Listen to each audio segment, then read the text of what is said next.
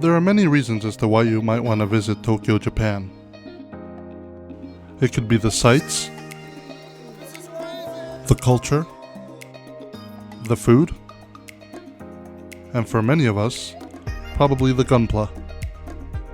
In this guide, I'm going to cover some of the places to check out for gunpla in Tokyo, Japan, as well as offer some insight on the places that I visit. And just like the Osaka price comparison chart, I'll have one just for Tokyo in the link in the description below. So let's get started! Located just a few minutes walk from Tokyo Teleport Station is Diver City. It houses 7 floors of retail shops, restaurants, and plenty of shopping. But as most of us all know, it's home to the newly replaced Unicorn Gundam.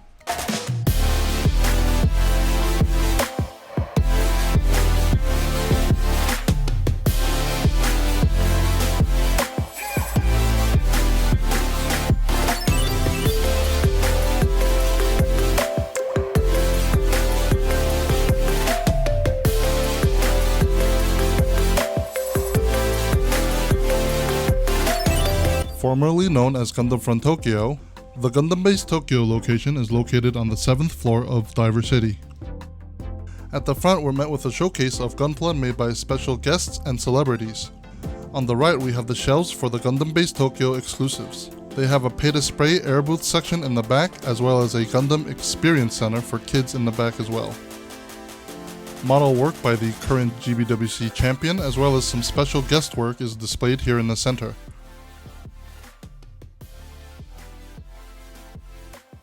Along the back wall is some very unappealing and bland gunpla exhibits.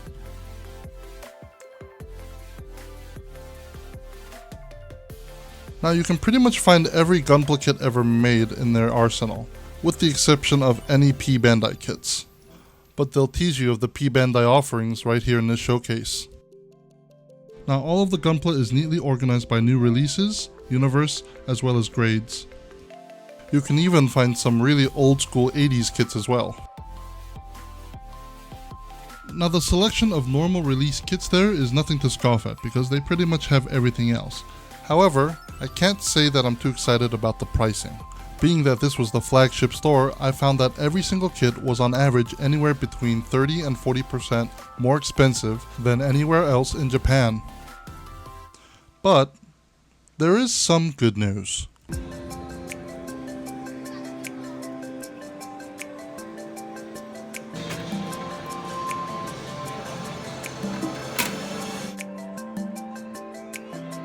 Being a Gundam Base, you'll have access to all of the Gundam Base exclusives, as well as the limited Gundam Base Tokyo exclusives as well. Now every time I come to Gundam Base Tokyo, I find that the layout changes every single time I visit. But at least for the past 2 years, the Gundam Base exclusives as well as the limited edition Gundam Base Tokyo stuff has always been on the right side as you walk in. Characterized by the monochrome boxes, the Gundam Base only exclusive kits are neatly organized here in the front section.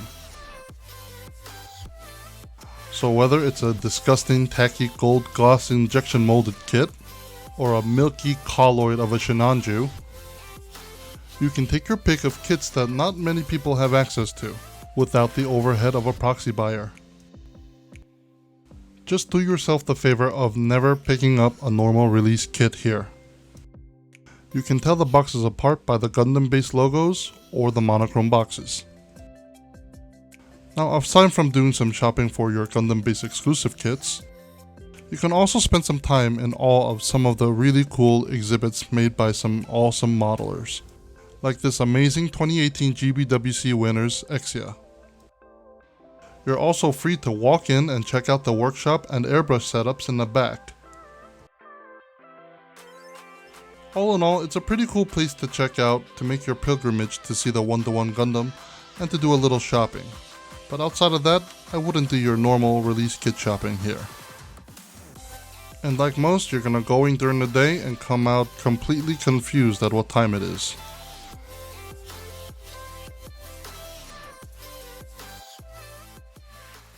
Okay, change of plans. We're going to Ikebukuro because the best shop for gunpla in Tokyo happens to be there. In terms of regular releases, so... A quick 15-minute ride from Akihabara to Ikebukuro Station, out the east gate, is Yamada Denki. It's the one next to Big Camera, and not the one across the street, which is the Yamada Denki Lobby 1. Like Big and Yodobashi Camera, Yamada Denki is home to 7 floors of various electronic goods, TVs, cameras, household appliances, as well as Gunpla. Now this Yamada Denki is home to just Gunpla on the 7th floor. My first impression of this place was that it was super clean when I got up there. They had a showcase of just every single Master Grade and RE100 kit ever released in the regular line. Not to mention a whole wall of Gunpla related gacha machines, if you're into that kind of thing. I couldn't help but be enamored by all the cool stuff that they had on display. Place is baller. It's like this is probably one of the nicest Gunpla stores I've been to in Japan. Because I actually wasn't aware of many really good Gunpla stores outside of Akiba. But this place is it's awesome. It's so nice. Everything is organized neatly by series. This place is freaking awesome. Speaking of awesome, they had a bargain bin that had a lot of stuff that was more than half off, as well as some giant Gunpla boxes for your photo ops. The selection was completely massive. They had pretty much every kit that any tourist would look for, all neatly organized from your HGUC line, RE100 line, Build Divers, Thunderbolt, Origins, your Perfect Grades, Gachapon, and even the high resolution models. They even had a section labeled Other Old Kits. Along the outside wall, they had a whole section for action bases and accessories. I was particularly impressed by their paint selection, as well as the tools, option parts, accessories, nippers, and even the manga. Towards the front of the store, they had little booths for you to snap fit your kits as well. Now, not all shops are completely friendly to foreigners. Unlike Big Camera or Yodobashi, I found that the staff here were super friendly and even had no problem with me filming inside. But let's get to what you are waiting for, the prices. They were pretty much the best I found in Japan, both in Osaka and Tokyo, because they were the exact same price.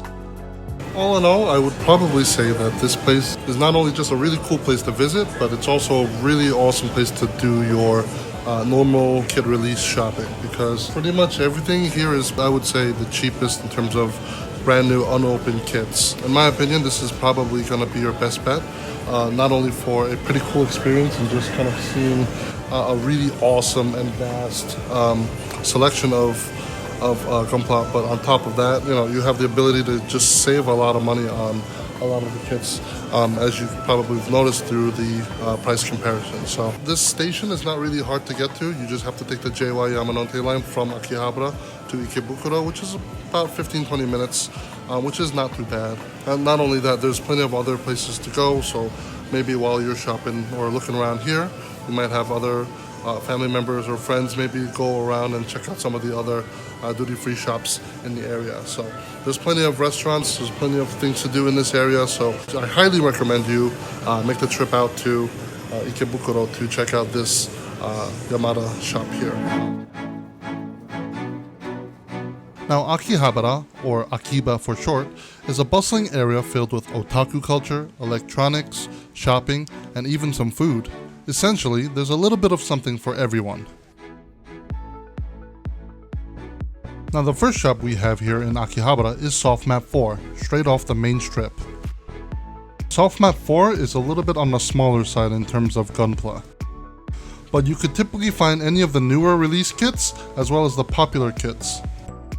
They had a modest tool and paint selection in the back, as well as some Gundam paraphernalia like t-shirts, mugs, cups, and stickers.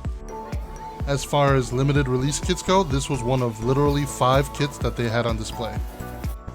Upstairs they had some Kotobukiya Hexagear, Frame Arms Girls, some Star Wars kits, figures, Mecha Troigo, and even some minimum factory stuff.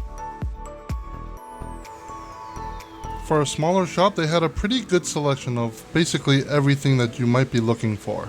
It's basically a larger shop condensed into just a few floors. Now, just up the road from Sofmap 4 is Sofmap 1. It's basically a much larger version of Sofmap 4. They have multiple floors of games, electronics, Gunpla, Kotobukiya stuff, figures, action figures, and a whole bunch of other cool stuff. In terms of Gunpla, the selection was pretty big. You had your choice of Star Wars, Hexagear, frame arms, Tommy Tech weapons, option parts, and even your tickle bitties. Quick side note, this place is not for big people. This shop is not for the claustrophobic because my shoulders are touching the kits on both sides of the aisles here. This is crazy. But on one side, they have some really cool Mechatroico selections, but still really cramped. So if you've got wide shoulders, you're kind of screwed. Sorry. They had a much larger selection of tools and paints compared to Sofmap 4. Secondhand stuff. There's one Zaku. But I assume that their stock changes daily, so you might want to check back every day. Now this video probably won't do this place any justice, but you could easily spend an hour here just looking around at all the stuff. Now there's a reason I didn't comment on pricing for Sofmap 1 and Sofmap 4 yet, because the prices are exactly the same, and the prices are actually much cheaper than some of the other retail stores. In the end, I'd say that Sofmap 1 and 4 are both better alternatives to Gundam Base Tokyo and Yodobashi camera. Now there's much more to Akihabara than the flashing lights of the main strip. There's also shops for DIY electronics, wiring, LEDs, gadgets, retro arcades, and much more. So make sure to take a step away from the beaten path, because you never know what you'll find. Alright, so I made it to the Kotobukiya shop here in Akihabara. I'm gonna go inside and check it out and get some footage and all that stuff. Yeah, just gonna get to work. Now Kotobukiya, for what it is a pretty big shop. It's 3 floors filled with everything from frame arms girls, Megami Device, Hexagear, Girls und Panzer, licensed Studio Ghibli, Pokemon, Star Wars, Monster Hunter, and plenty more. I appreciated the fact that the layout of the Kotobukiya store was a lot different than what you'd see in a normal shop. What I mean by that is, it's kinda nice to see that things are nicely organized and decorated instead of rows of drab steel shelving. Now as far as shopping goes, I wouldn't exactly go shopping here unless there was something that you were specifically looking for that was typically hard to find. If you don't know why, Kotobukiya typically has higher prices because they have to pay a lot more for licensing as well as production. Being a much smaller company, Kotobukiya doesn't exactly have the infrastructure to be able to compete with Bandai on a price level. But they have a pretty expansive selection of decals, modeling supplies, tools, paints, and option parts. Personally, I wanted to support Kotobukiya directly because of the fact that without my support, they're gonna go out of business. So I picked up a couple Studio Ghibli souvenirs as well as some Pokemon stuff.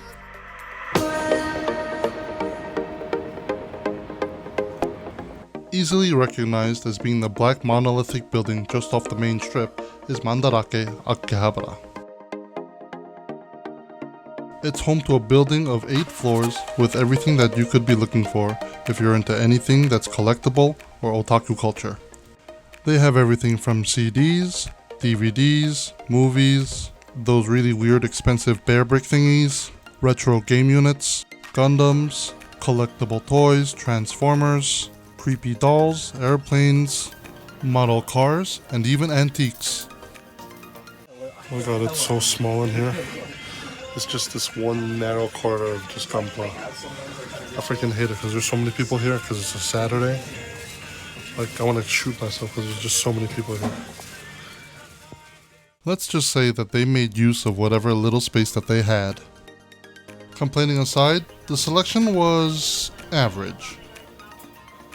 Being in Akihabara, the stock in this flagship store changes hourly. A kit that you saw in the morning might not be there in the afternoon, and a kit that wasn't there before might be there the next time you show up.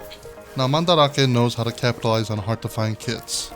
It's best to keep your expectations low if you're looking for a specifically hard to find or rare kit, because they know that customers will pay top dollar for some of those rare and hard to find kits anyway. Now there are 2 ways you can take advantage of Mandarake. The first being to look for damaged boxes or normal release kits. Typically, I found that a damaged box drops the value of the kit from anywhere between 30 to 50% off the market value. And being a second-hand store, typically buying a normal release kit is going to be a lot cheaper than buying it brand new at a retail store. Just make sure that you know the retail price of normal release kits before you jump in and buy something. Second, look real close. I can't tell you how many times I've come to Mandarake only to find some real cool treasures hidden all the way in the back or super up high or down low. Mandarake is basically hit or miss. Sometimes you get lucky, sometimes you don't. Nonetheless, I still found some kits and put the prices in the price comparison chart in the link in the description below. I'd also like to note that there's another Mandarake location located in Nakano Broadway, which I've covered in my first Tokyo shopping guide.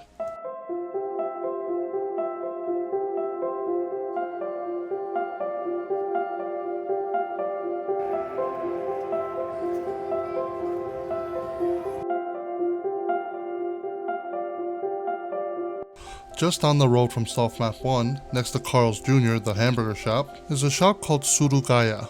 Now this is probably a shop that none of the internet know-it-alls who've never been to Japan will have even heard of. Upon arrival to the second floor, you're greeted by an awesome selection of bargain bin stuff. I think for now I'll let the video do the talking.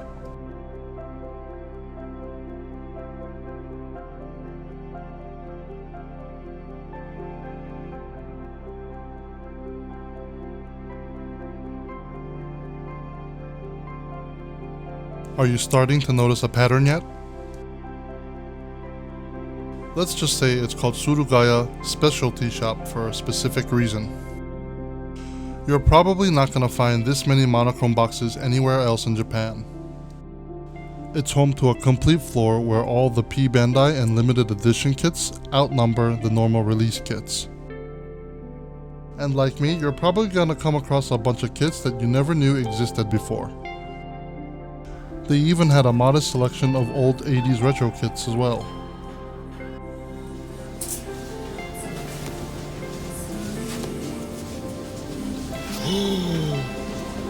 Holy crap. That's the Glorious Series Dom. How much is this thing? Oh my god.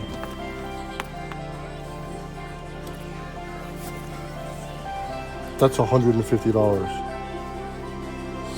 Holy shit, I might pick this up now. Let me give you some context.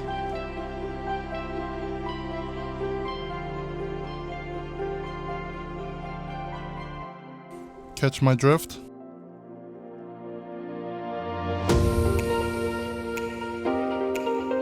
Now Surugaya also had normal release kits at fairly reasonable prices as well, although their second-hand selection was really small. There's just so much freaking P Bandai stuff here, it's crazy. Like, limited editions and freaking, like, there's way more stuff here than they have in like Mandarake. Jesus, man. There's so much here. Crazy. This place is ballin'. But as far as the prices of the P Bandai stuff goes, prices are kind of expensive. Like Zach's been looking for one of these for a while, but I'm sure he didn't pay $130 for it, right? So shit, really cheap frame arms, girls. Pretty much I'd say it's hit or miss, much like Mandarake. Some of the more rare kits are going to be really expensive, or you might find a nice damaged box and a really cheap price on something that you've been looking for. But wait, there's more. Upstairs there's a whole section with Citadel, Mr. Color, Gaia Notes, and even Tamiya paints. They also have a vast selection of tools, modeling supplies, as well as your diorama needs. All of this on top of a really cool selection of other plastic models, from cars, Dragon Ball, planes, and plenty of other mecha. In the end, it's a really cool place, similar to Mandarake, with a lot more selection to check out.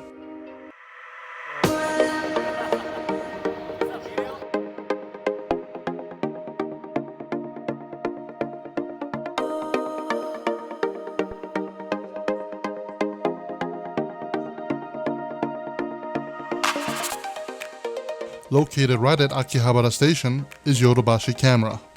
It's home to restaurants, stationery, electronics, and model heaven. Not to mention some cameras. You'll find that every floor has a little bit of something for everyone. The main draw being that you have duty-free on purchases made over 5,000 yen. Once you climb the endless rows of escalators up to the 6th floor, you find the gunpla. And much like any of the other department stores like Yodobashi and Big Camera, you'll find endless rows of shelving and displays. Here you'll find everything neatly organized by universe as well as grade. This particular aisle being dedicated to the HGUC line. They pretty much have every single major kit that most people would typically want to find, as well as some obscure ones as well. To give credit where credit is due, being one of the biggest Yodobashis in the country, the selection was quite vast. And I'm not talking just about gunpla. I'm also talking about tools, modeling supplies, paints, spray cans, airbrushes, Warhammer kits, Star Wars kits, frame arms kits and MSG option parts, Dragon Ball kits, and even scale models. And that's just this half of the floor. Now there's no denying that Yodobashi is an impressive store. What isn't impressive is the pricing.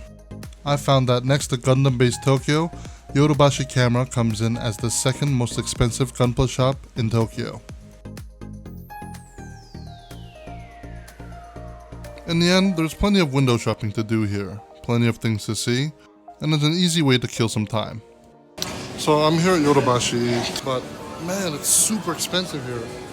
I don't know why it's so it's such a popular place for people to always suggest, especially on Facebook and any place online really. People who ask on Instagram or Facebook and stuff like that, it makes no sense to me. I don't understand why. So, yeah, don't listen to what you hear. Watch this guide, because there's some good research in here. And I've spent a long time to put this guide together, so yeah. Shameless plug aside, I can't exactly in good faith recommend this place for shopping. It's a cool place to check out, but not very good on your wallet. Okay, so behind me we have Radio Kaikan, which houses the building for both Yellow Submarine and Ami. Now, they're both pretty much the same, and they're both not very interesting because they're not as big or interesting as the other shops. So the shop is right here next to the JR station right here. So it's just there. It's just right there. You can see the giant Akiba sign there, and yeah, I'm just not gonna bother. So shop there if you want, as long as it's not Yodobashi, you're fine. But I'm not gonna go in there because it's hot, it's crowded, it's cramped, and the prices aren't as good anyway. So yeah, let's go. Our last stop on this trip is Volks Hobby Paradise. The first floor is dedicated to rental boxes where people will be selling their figures and collectibles. Upstairs you'll find a full floor dedicated to gunpla and tools. It's not a very big place per se, but it's got a lot of character. They had a pretty decent selection of popular model kits. While the selection is mostly gunpla, they did have some Kotobukiya as well as some other mecha or other model kits. While not the cheapest in town, the pricing wasn't too bad either. But the truth is, you don't come to Hobby Paradise for the gunpla. You come for the tools. As soon as you set foot into Volks Hobby Paradise, you'll notice that they have an extensive selection of paints, masking tape, thinners, and plenty of option parts. They had a wide array of customizable parts for your plastic model kits, including what I believe to be Tokyo's biggest selection of chisels. Additionally, I was able to find things like sandpaper, airbrushes, paintbrushes, diorama supplies, and even LED lights and wiring. This is their bargain bin, so they've got some paints here and stuff like that. That cost literally 50 yen. That's 50 cents. So I picked up all the Gaia and Mr. Color hobbies that they have in here, just because I could always use some random colors to use, and they're just super cheap. So Why not? Let's just say I went home with an assortment of random Gaia paints. In the end, if you're in the market for some tools and paints, I highly recommend Volks Hobby Paradise. So that just about does it for Tokyo. I spent the bulk of my 2 weeks in Japan putting together the video series for this year. If you'd like to check out all the other stuff that I did in Japan, you're more than welcome to check out the vlogs that I've made for my time in Osaka, Nagoya, and then Tokyo. All in all, I had a great trip and a great time making these videos. But yeah, I'd love to hear some of your thoughts on some of these shops. Were there any that stood out to you? Let me know your thoughts in the comments below. Or just say hi. Feedback of any kind is always appreciated. Thanks for all your support, and we'll see you in the next one.